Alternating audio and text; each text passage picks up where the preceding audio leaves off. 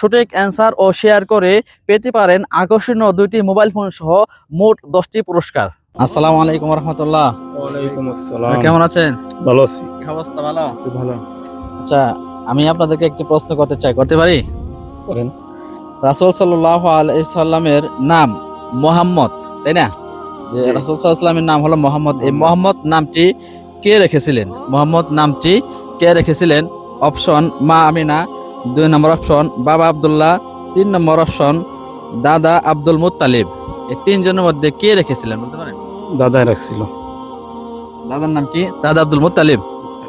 হ্যাঁ, বলতে পারো কে রাখছিল? জি, দাদা আব্দুল মুত্তালিব। এটি সম্ভবত হইতে পারে। তো সম্মানিত দর্শকবৃন্দ, যে মোহাম্মদ সাল্লাল্লাহু আলাইহি সাল্লামের নাম মোহাম্মদ, এই নামটি কে রাখছিল? আমাদের প্রতিযোগী ভাইরা বলছেন যে দাদা আব্দুল মুত্তালিব, তিনি নামটি রেখেছিলেন।